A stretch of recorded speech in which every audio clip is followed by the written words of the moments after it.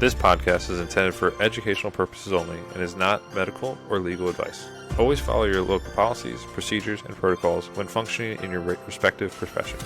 Additionally, the views expressed by the speakers and owners of this podcast are their own and do not represent the views of their respective employers. Listener discretion is advised. Alert Medic 1 response.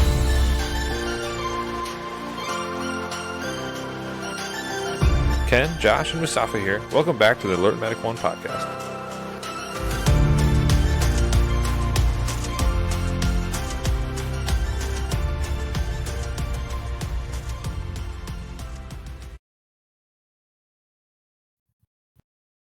Alrighty, Dr. Conn, we are recording. Thank you so much for joining us today. Jim Brown, also, thank you so much for joining, talking with us today. So, Dr. Conn, before we begin, just tell us a little about yourself, your background, and how you got, connected to EMS. So my name is Alasdair Conn, and as I've betrayed by my accent in the first 10 seconds, I'm from the other side of the pond. And I came across in 1972 to help start what is now the shock trauma unit. Stayed until 74, and then went to Toronto to go through a surgical training program. You can ask me about why Canada. That's another part of my life. And then I came back in early 1979 to join the Shock Trauma Center as an attending surgeon. And I was always very interested in pre-hospital care and got very involved with the field operations and with the Maryland State Police. And I became the medical director of the Maryland State Police Aviation Program. Gary Moore was the director of that. And they were EMTs as well as state troopers. We then made them EMTIs, and they practiced on my arms to start their IVs. And then they said, well, we want to be paramedics. And at that time, there were two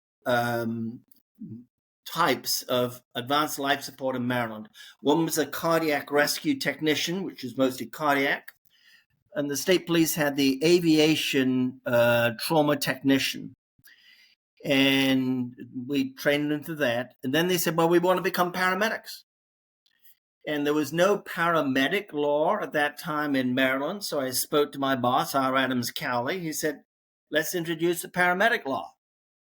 And we introduced it into Annapolis. And it went through, like, as they say, poop through a goose.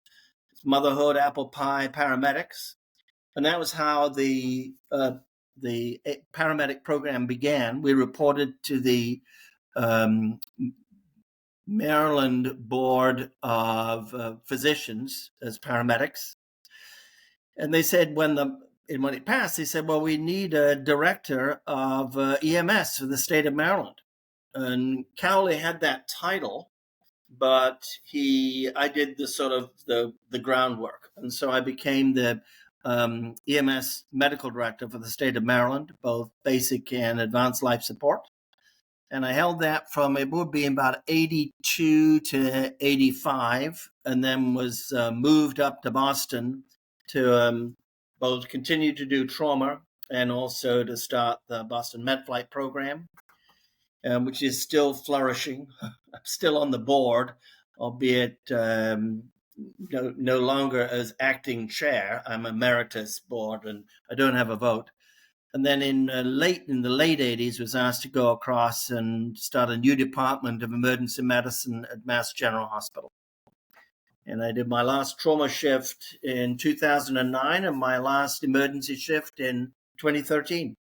Quite a ride. That's quite a career. I mean, so to be clear, you started the emergency medicine department at Mass General.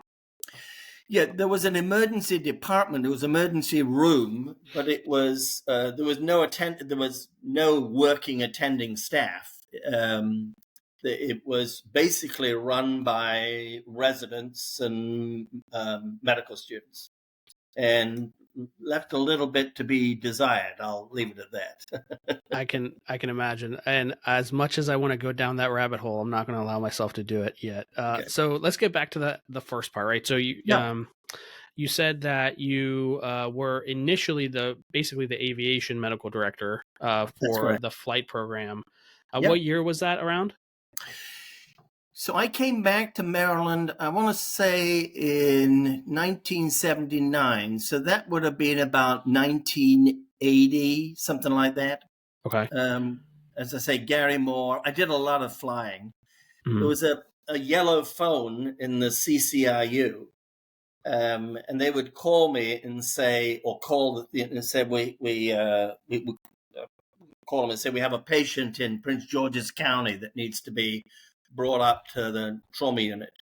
And they would call and they would say, yes, would like to go. The patient's really sick. Can somebody fly with us? And if I was on, I'd always volunteer. And sometimes they say the weather is too dicey. And then they'd call on a landline and said, we'll do it if you'll do it. So I flew a lot of missions, probably below FAA minimums, but it was great fun. So at that time, you would have been the third member of the crew, correct? Yes, that's right. Yeah. I would have been in the back. We had 206 long ranges. Yeah. Okay. Yeah. So when describe this period in EMS, because you're describing a time that certainly, I wasn't around, and a lot of this was very close to the beginning. So just describe the landscape, describe the clinical landscape, describe the operational landscape. I'd love to learn about that. So first of all, it was there were some services that were the Baltimore City, Baltimore County, that were part of the fire service. And there was some, I remember Hartford County was volunteer, and there was sometimes combinations of volunteer and paid. And there was a little bit of antagonism between those, which I obviously tried to say, look, we're all in the same game. We're trying to help patients in their hour of need.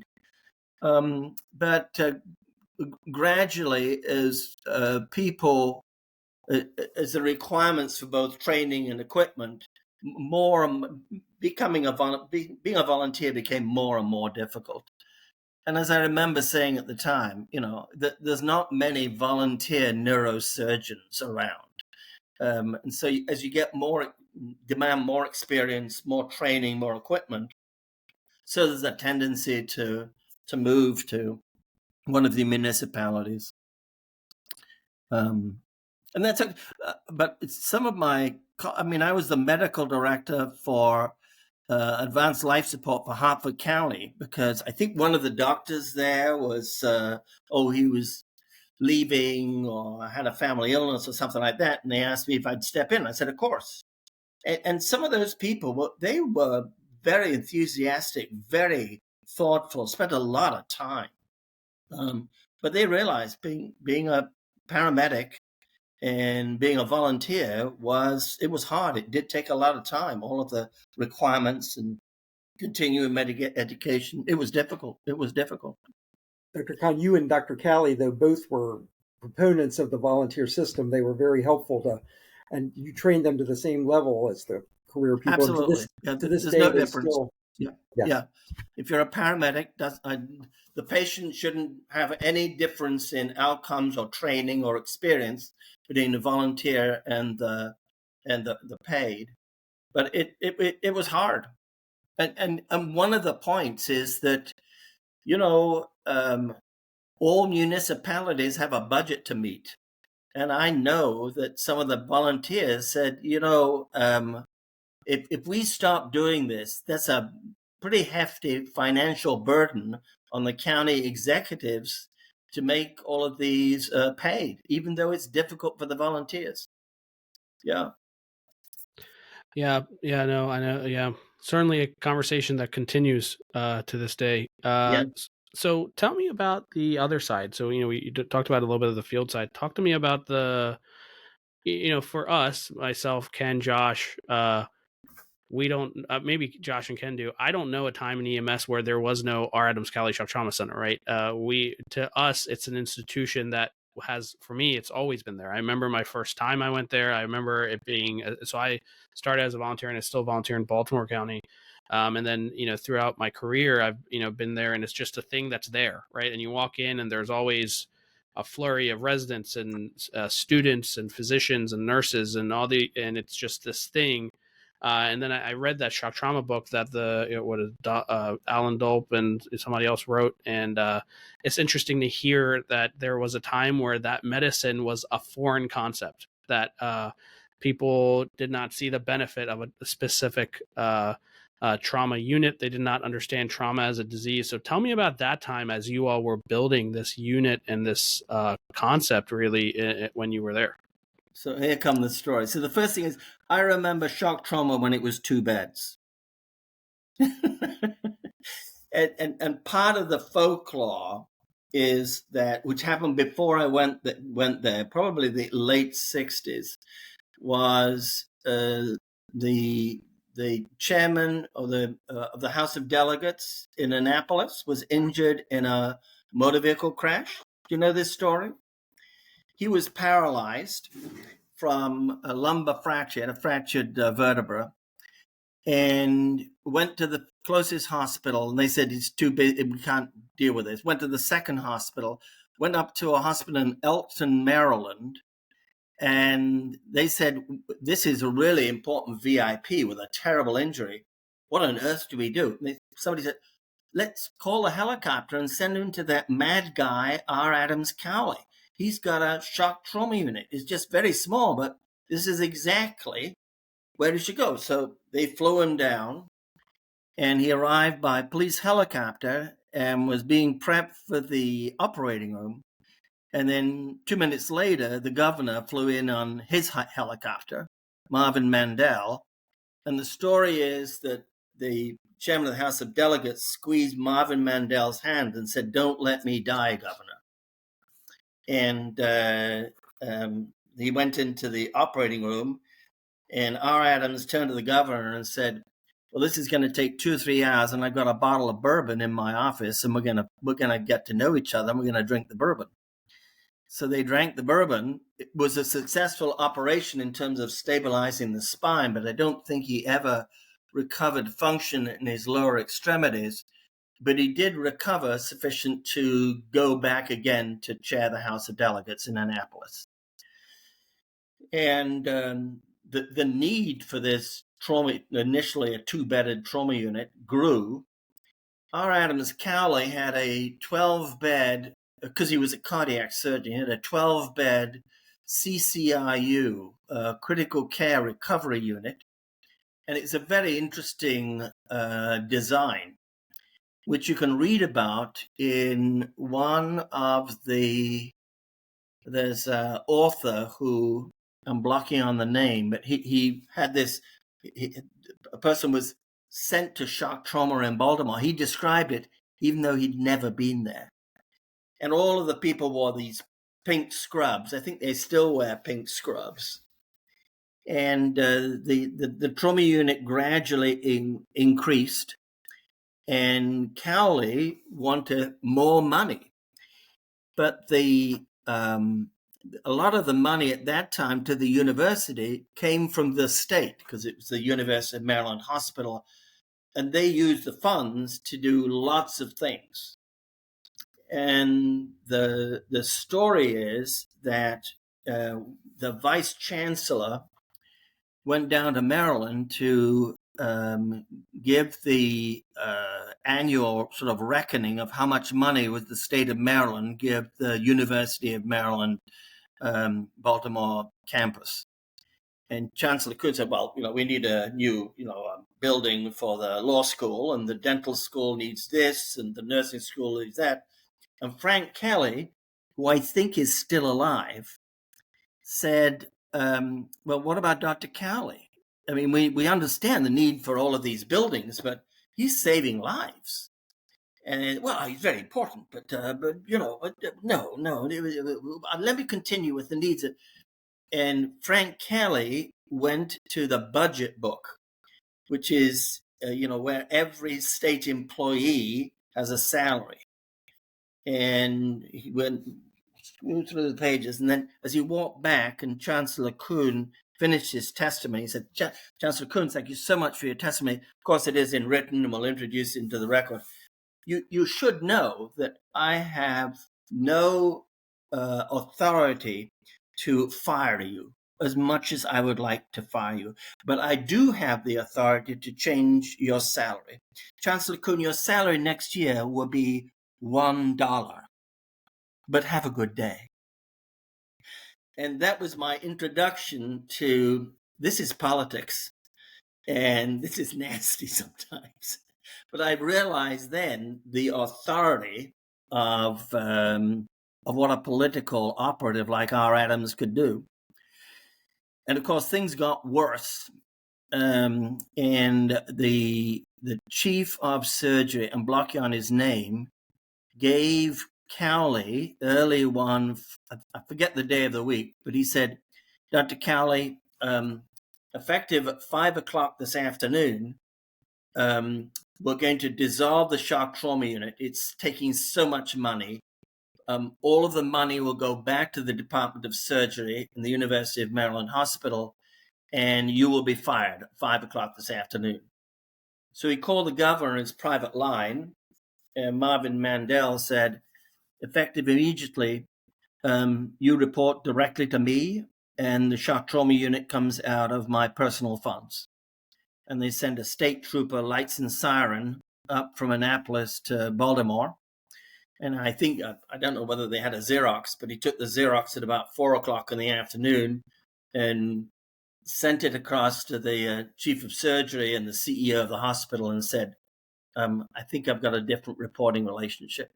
And that's how he became independent. And that's how he got his power to basically do what needed to be done. And at the same time, he was a great friend of the EMTs who were a little bit lost in the bureaucracy. And he said, I'll help you do what you need to do. And that's how he sort of took over the field operations program. There was nobody else who was interested in providing the pre-hospital care. So this was an executive order that interest. I bet that'd be cool to Governor look up because I Mandel, imagine all that is still in record. So I'm Jim. I wonder. Marvin Mandel signed an executive order to make R. Adams Cowley and the trauma unit as a separate entity reporting directly to the governor. Yeah, because I mean, even today they kind of function as two separate hospitals. Yeah, that's true. So that's interesting to know where that started. Yeah. Well, that created obviously a lot of animosity. And for a few years, we had some of the departments within the hospital, orthopedics and neurosurgery, for example, worked very well with the trauma unit. But others, plastic surgery was from Hopkins. Paul Manson was the chief of plastic surgery there. I'm blocking it. Is it Peter Ducker was the chief of neurosurgery? He helped out with coverage of neurosurgery. In fact, the one of the fellows in plastic surgery who worked with Dr. Manson of Hopkins, I met again because he's a plastic surgeon at MGH. I remember telling him as a resident, we used to call him up and say, we have these horrendous facial fractures. And I said, I have the entire training of your plastic surgery in one patient because he has a Lefort everything and would like you to come and see him. And it was horrendous injuries. I mean, this is, they've never seen anything so bad. Same with orthopedics. I mean, awful head injuries, orthopedic injuries, etc. And one other story, because I used to do a fair amount of work with the government, with NHTSA and setting up trauma systems and the development of trauma systems course, etc. And I often started by saying, you think trauma is a fractured hip and a laceration. Let me tell you about the first patient I managed at shock trauma. His name was Mr. McClammy. He drove his Camaro into a tree at 120 miles an hour. And the reason we know that is because the speedometer is stuck at 120. And he came in, he had basal skull fracture. He was unconscious. He had a Le Fort 3 of his face, his facial. He had all the ribs on one side fractured, 4 on the other side, fractured humerus, bilateral pneumohemothoraces, lacerated liver, lacerated spleen, fractured pelvis, fractured femur, bilateral fractured femur, and a fractured ankle with an admission blood pressure of 40 systolic. And he was the first of 10 admissions that day.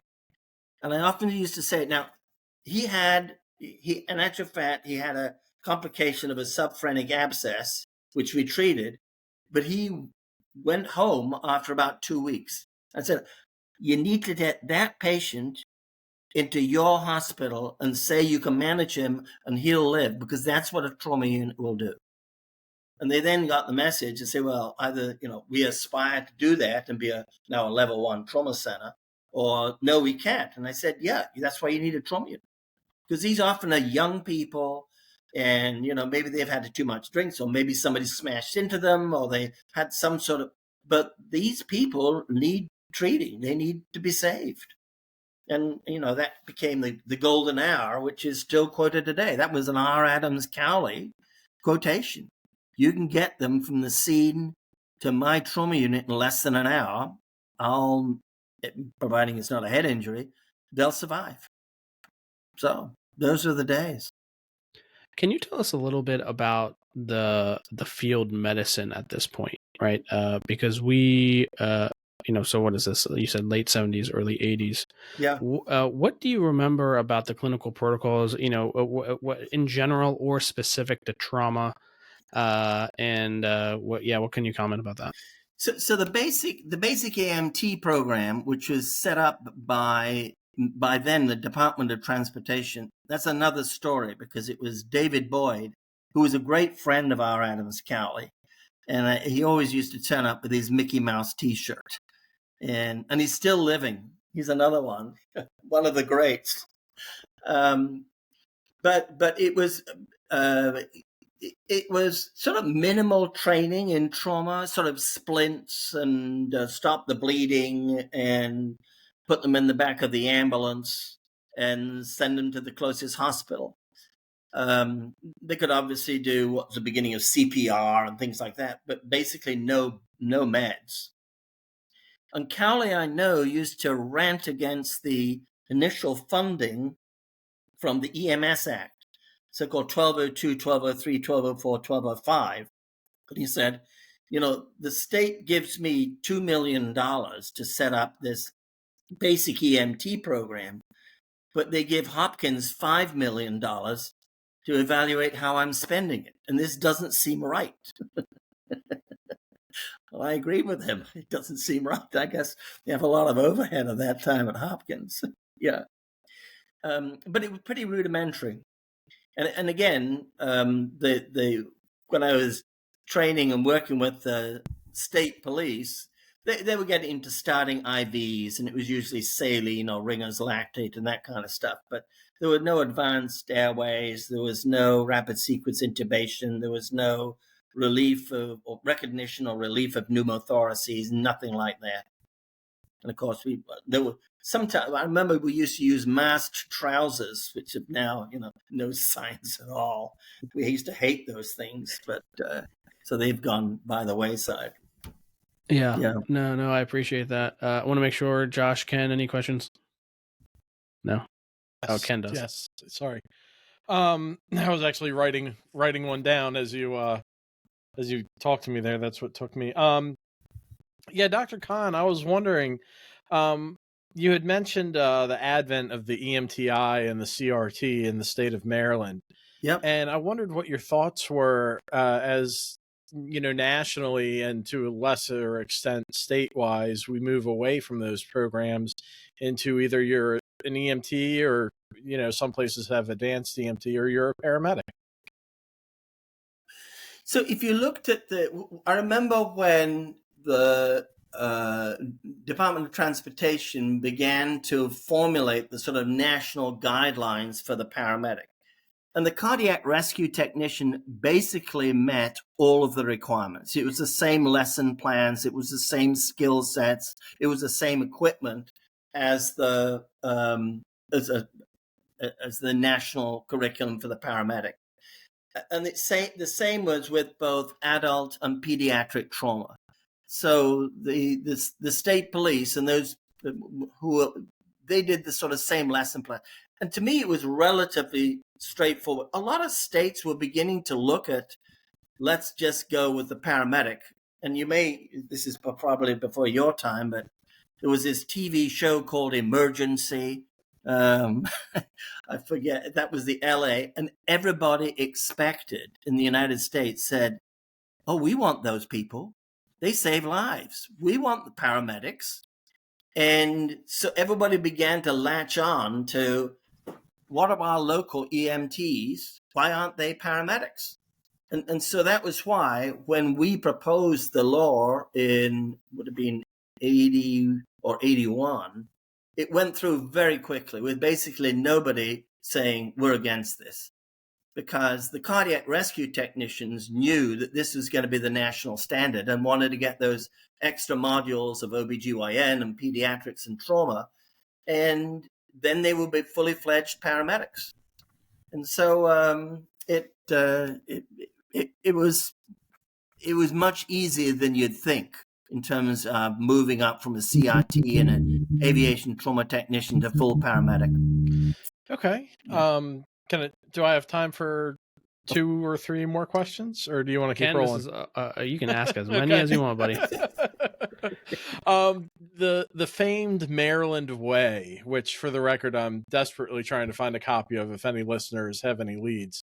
I'll send you one. Wow. Okay. I've got Lou Jordan, who recently, he passed in the last couple of years. Yeah. I heard, and unfortunately I heard too late. I would have flown down. He was such a guy. He was a wonderful guy and totally dedicated to the field program. But he basically, he said there are so many different ways of, for example, putting on a leg split. And he said, and there were issues when he came to the testing of the practical part of the exam, because the students would often put the splint on not exactly the right way. And so what Lou said was, well, we'll generate and say, this is the way we do it in Maryland. And we'll teach to the Maryland way, but we will still allow, if you can prove that the other way is just as, we'll still look at that and pass you. We're not going to penalize if you don't tie this or do that. But this is the way we do it in Maryland. And this is the way that we will test you. And if you do it the Maryland way, you get through. If you don't do it exactly the Maryland way, we'll look a little bit more quizzically and see if you meet the objectives. Okay. So that's how the Maryland way came about. And I remember Lou Jordan putting an incredible amount of work to get consensus on what was the Maryland way. It was hard. But I will look, I have lots of books in the basement that I don't like to part with. And I think I've got a copy of the Maryland way. And if I have, I'll send it down. Wow, Dr. Conn, thank you very much. Did you have any involvement in writing that? Not really. They may have said, is this appropriate or is that appropriate?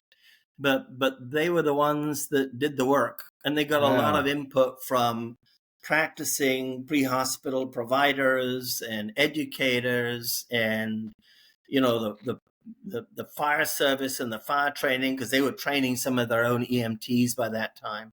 So they all came together and worked with Lou to get, this is one way which we can train to, and it's the Maryland way. Wow. Yeah. Okay. Sorry, Josh, were you saying something? No? Okay. Dr. Conn, what do you think the most important innovation in EMS has been since the beginning of your career? And I know a lot has happened since then until now, but if you had to point to 2 or 3 things that really changed EMS as a service, what do you feel those are? That's a hard one. And let me also say that one of my numerous soapboxes is that I have always thought that the earlier you can get to the patient and begin to make a provisional diagnosis and begin treatment, the better the outcome.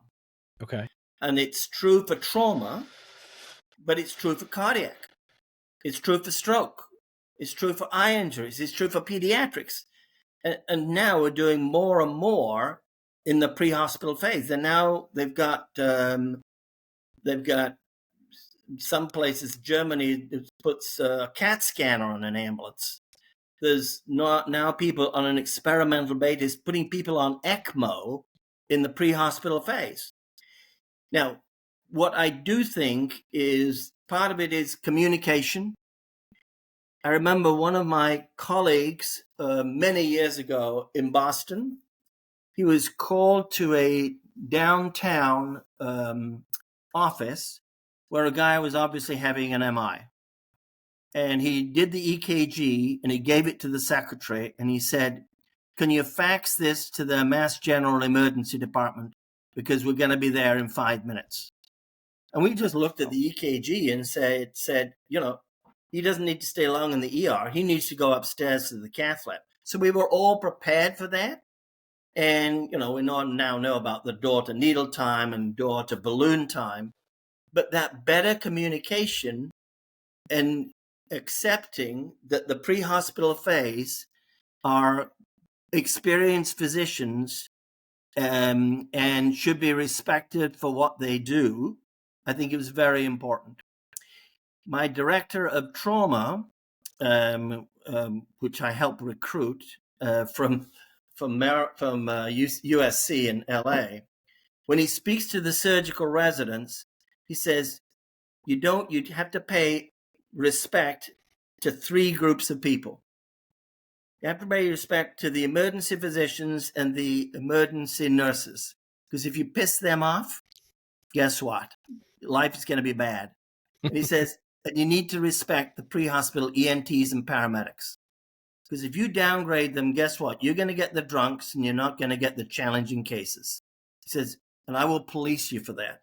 And again, I thought that, he's a full professor at Harvard, et cetera, et cetera, et cetera. And that was his opening comment to the residents that are now rotating on the trauma service. I do think that we will see more and more pre-hospital interventions. And that probably is going to be led by particularly the flight nurses. But, EMTs can do rapid sequence intubation. They can give a lot of different medications. But we're now transferring patients in the helicopter. Admittedly, it's a pretty specialized service, but they're on balloon pumps and LVADs and ECMO machines. And you can transfer very critical patients long distances. And so some of that technology, ultrasound, for example, I think is a possibility.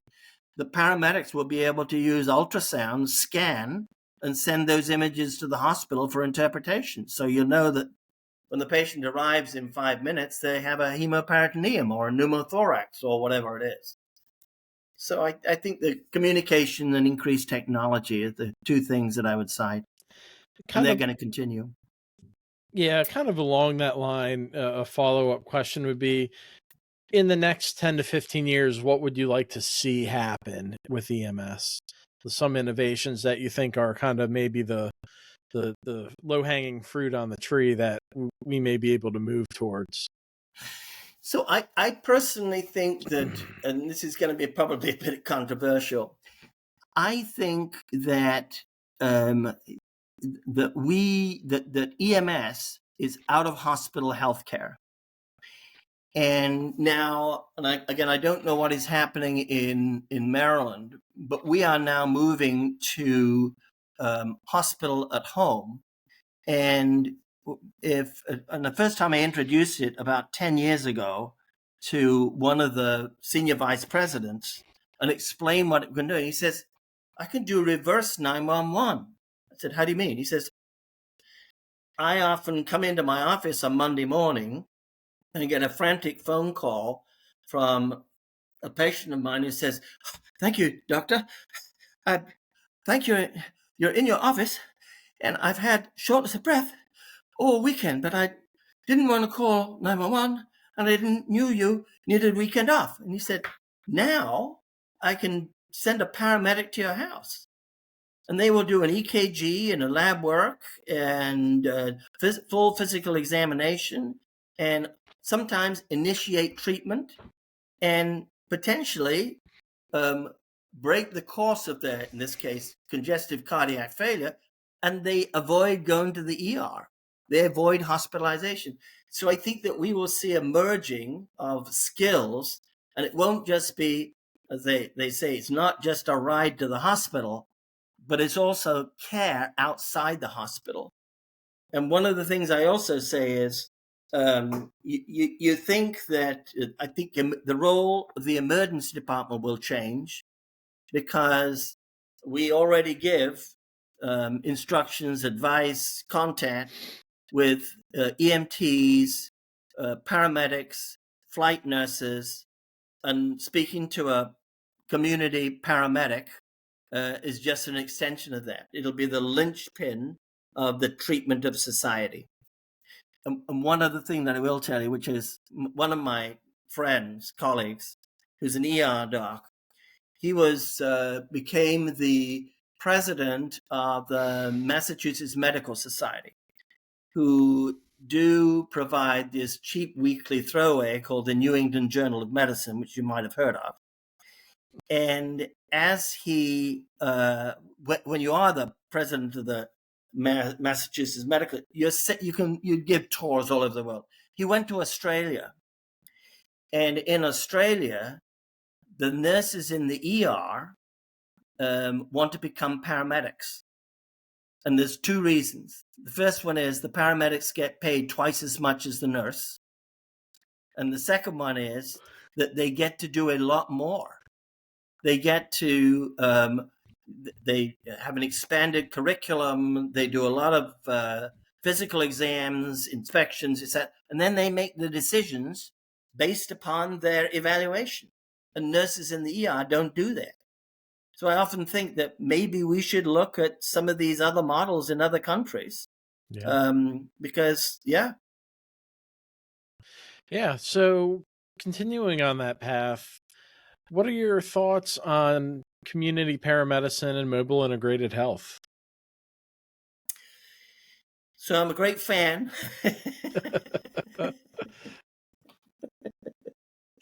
So one of my other numerous hats is that there's this group called CAMES. I'm not sure if you know of the Commission on Accreditation of Medical Transport Services. I see Josh nodding his head. So was a member of CAMES since about 2006, 2007. The chair, Ralph Rogers, God rest him, he was an ER doc, and he basically had cancer of uncertain origin. And before he passed, he called me and he said, "Alasdair, I know I'm going to die. I want you to be the interim chairman of CAMES," which you don't refuse a dying man. And I eventually became chair, and I was chair of CAMES for about 4 or 5 years. And why do I mention this? Because they're now very interested in looking at accreditation of out-of-hospital care. And they've got a whole draft of standards. So you can go to the CAMES website, CAMTS.org, I think it is. And you can look at, these are some proposed national standards for out-of-hospital care.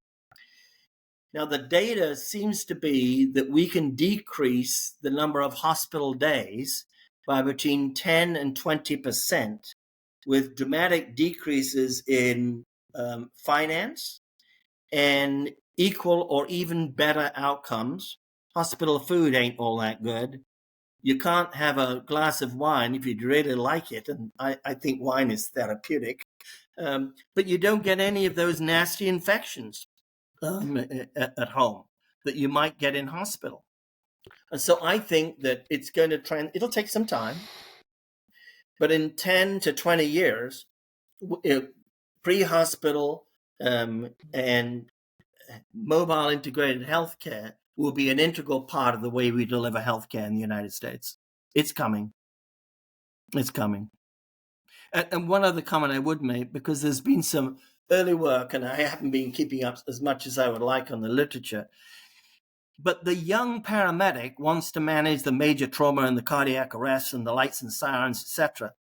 But the more elderly, the more mature paramedic has sort of been there, done that, and they are much more interested in helping patients, and they don't need the sort of the adrenaline junkie rush of managing the very severe stuff. Mhm. So to a certain extent, it's part of a career path for the paramedics as well. Yeah. In addition to, they can obviously there's several bridge programs now to go and get a nursing degree, or a lot of paramedics I know went into medical school and became ultimately physicians, mostly a lot of them emergency physicians because that's their background. So I think there's a sort of integration of all of these different specialties, but mobile integrated healthcare is here to stay. It's going to grow. Yeah. Are we allowed to ask about paramedic practitioners? Okay. Yeah, we can talk about whatever we want. I mean, if you weren't going to do it, I was going to do it. Okay. So, All right. yeah, go Well, ahead. I'm going to ask it. Dr. Conn, Yeah. what do you think about the idea of a track for paramedic practitioners, a mid-level that's originating out of the EMS field? I will be, so Jeff Bezos, who happens to own this little company called Amazon, and he says, medicine is too regulated and they're not entrepreneurial enough in the way that they're thinking. And we try lots of things at Amazon, and some of them don't work as well as we think, but some of them are out of the park. And so I'm all for this kind of experimentation in terms of the delivery of healthcare. And yeah, let's do it. Let's look at it and look at the costs and the outcomes and the data, and then we can make a better decision. Yeah, sure. Thank you, Dr. Conn. I think I've had my 20 minutes in the spotlight here. If Josh or Mustafa want to jump back in. I don't have any questions. I find it interesting to hear the history behind it. Having read the shock trauma book, probably 5-6 years ago now, but also having found out recently that my dad's own history in EMS in Maryland, he got his paramedic, I want to say in 88, 89. He got hired by Baltimore County, and at the time, Baltimore County was mostly CRTs to include their supervisors, and they were going through the process of making their supervisors paramedics. And he was floating around the county as a paramedic, filling these positions while people were going to paramedic school, and how he was one of the first big P paramedics in Baltimore County to then be filling these roles. So just to see where it all came from and see that background. And I want to say, speaking of the Maryland way, I want to say I may have seen a book in his library. I don't know if it exists anymore, unfortunately. That was the Maryland way. I do know he had a protocol book. I remember that one from like 90, 91. And it was significantly slimmer. Yeah. So I'll make two comments. The first one is that book is by Alan Delp, and I forget the other author. And when they were writing it, John Franklin. That's right. And they called me up and they said, Alasdair, we don't understand. A patient comes in here and into the trauma unit, and everybody's yelling that they want electric lights. Where are the electric lights? I said, they're the electrolytes. That's funny. Yeah. And the other comment I would make is that I'm blocking on the names of the. I know that in Baltimore City, the lead paramedic was, I want to say Kowalski or something like that, and I'm trying to remember the guy who was in charge of Baltimore County, the lead paramedic. and you probably if you mention it to me, I'll recognize it. Very good guy. Very good guy. Was it Gary Warren, Dr. Conn? Gary Warren? I can't, no, wasn't that. Yeah. It'll come to me at 3 o'clock in the morning. Yeah. I don't know either. I got to say though, it's so cool. Jim Brown and I have talked to a couple people. We have a lot more people to talk to, and I want to get the perspectives of the team, and we're gonna, try to. This has been a hodgepodge project, but it's been so fruitful for the few folks we have been able to successfully talk to that, just the perspective that you guys bring, and really I mentioned this to Jim, I think offline, that it was a culture of doers, right? There was this uncertain situation. Of course, I think everyone in EMS understands like the 1966 white paper, and then some stuff happened, and then now you find us here, and there's so much in that middle area. I found it so fitting that on the 50th anniversary of EMS in Maryland, we got the Maryland State Police started carrying blood. And for me, that's fitting, especially because of the disease, the physiology that Dr. Cowley was studying. I'm a collector of old books, and I have a bunch of old textbooks that have Dr. Cowley's name on it, and just reading through the progression of understanding the medicine and the physiology underneath the disease of trauma. And so I found it so fitting that 50 years later, through all these different analogs of blood, all these different different options that we tried to think were good, at the end of the day we just came back to whole blood. Right. So I just found that so fitting. And who knows where we'll be 50 years from now. Something I've said to the team a ton, something I think I say a little bit too much probably, is our citizens in many ways are suffering from the same system failures that they were in the 60s and 70s. Our patients are still not getting ambulances when they need to. They are not getting to the right place at the right time. And it's, I can't help but think that we had a generation of innovators, like yourself, that created a system. But that system has to evolve. And it's going to take another generation of innovators to put us into second gear. We've now gone through the first half century of emergency medical services as a profession, and I think we need to go. A collective we, the folks that I work with, and the community of emergency medical services, emergency medicine, need to collectively move ourselves forward with the patient at the center of it all. Mm-hmm. Right. So, more so a comment, not necessarily a question, but, would love to hear your thoughts on that. So I think that some of here's another of my sandboxes. I think a lot of the advances in so-called medicine don't come from within the house of medicine. The first artificial hip was developed by a guy called Charnley in the UK in a small community hospital. And I was very intrigued that when the Apple Watch came out and said, we can look and see if a person's in rapid atrial fibrillation through the watch. And the powers that be in the bureaucracy said, well, you can't do that. That's a lot of healthcare. And where's your cardiologist and your EKG? And I don't know the exact paper, but I think they went and said, look, we've now discovered 100,000 people with atrial fibrillation. We've referred them to treatment. Are you going to cut that off? I mean, do you want to do this? So I think that people as we get more and better sensors. So I wear this on my wrist, and it's the best we have so far, but it'll do pulse, oxygenation, blood pressure. Blood pressure is pretty hard to measure non-invasively and continually.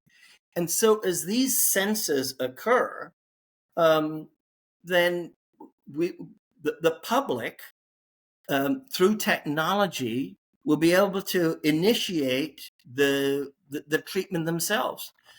I wanted a patent. I had this idea for a T-shirt. and it had where you put on your EKG leads. And if your husband was having chest pain, you put the T-shirt on and you poured water on his chest, and it would then deliver an EKG through your cell phone, which would be diagnosed by some computer somewhere. And I've always wondered whether, you see these things on television and they say, oh, is your heart good? It measures bradycardia and tachycardia and atrial fibrillation. Yeah, right. But do you get if you look at that and it's a patient having an acute MI, you see the ST elevation in the single lead? I don't know. But it should be pretty easy to develop that technology. Let me give you another one on that, which is that there was an entrepreneur who made millions, and he developed a technology, and it was using a thing about the size of a credit card. And you could put it on your chest there, and it would pick up the electrical rhythms of the heart. Now, it didn't look like an EKG, but it had the same information, and you could analyze it by a computer. And this guy thought, this is the next big thing. And so he took it to the cardiologist and said, will you help me develop this? And they said, no. He said, why not? He said, well, I went to medical school and went through, become a cardiologist, and I get paid $25 for reading a normal EKG. And you're about to do it for less than a cent. And I'm not going to support you. And that's a true story. And that was about 15 years ago. But somebody's going to make that. And so it's going to be, hubby, you got chest pain? I know you think it's just a little bit of asthma. Oh no, sorry, the ambulance is already on its way. Because they know where you are from your GPS. They know your EKG. They've got the computer. Where's the closest open cath lab? And we're going to start the medications as soon as you arrive. And by the way, take a baby aspirin before the ambulance arrives. All that's going to be integrated. And I also will say that I'm amazed that people, when you ask them in conversation, what's your blood pressure and what's your cholesterol, a lot of people know. And they're going to become more aware of my cholesterol is high and I need to take some medications. And my blood pressure needs, so they're going to be integrated into this new world of sensors, which is going to be integrated in the healthcare delivery system. And pre-hospital care, EMS, is an essential component of making that work. It should be fun. I won't be there, but I'll be on a beach sucking margarita and reading about your success. Have you, I know we're coming up on the time here. Have you been exposed at all to like the artificial intelligence boom at all? And any comments on that? Yes.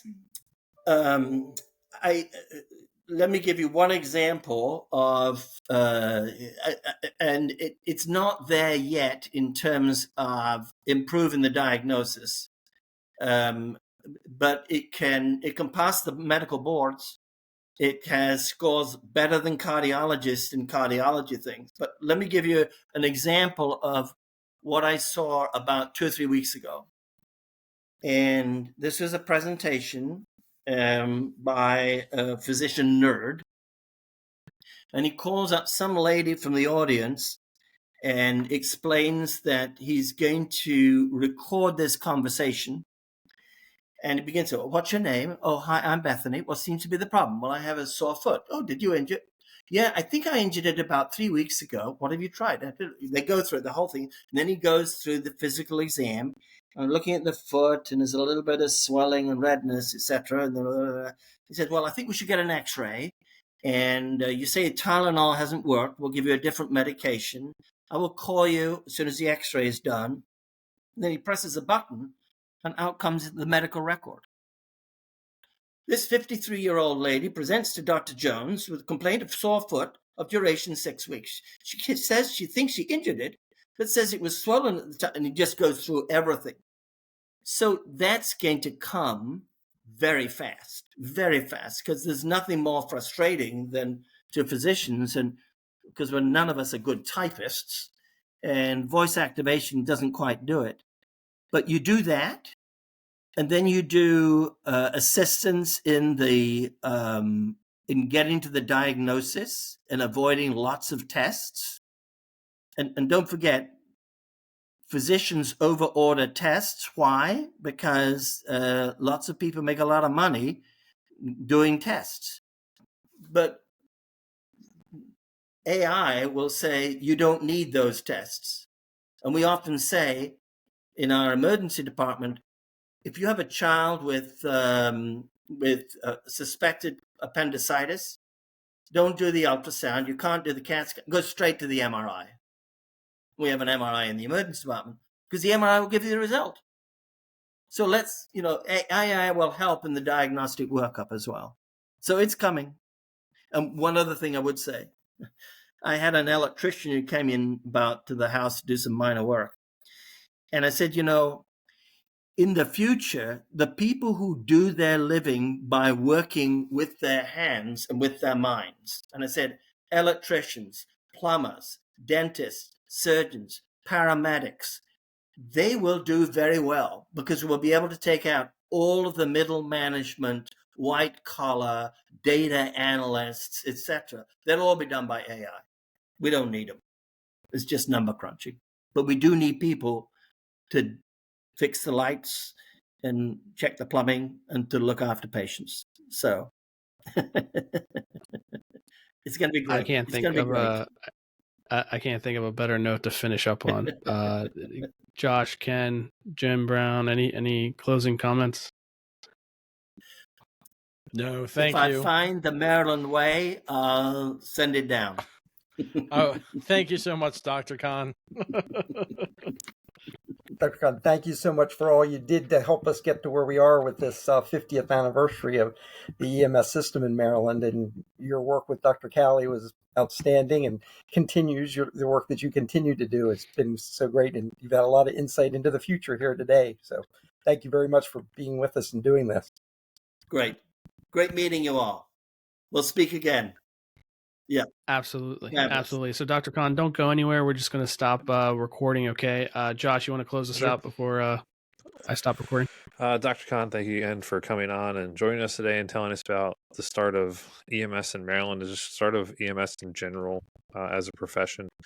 For all listeners out there, make sure if you're not already, follow us on Instagram. That's where we do most of our social media. But wherever you are, good morning, good afternoon, good evening, good night. Be safe, and we'll see you later. See you.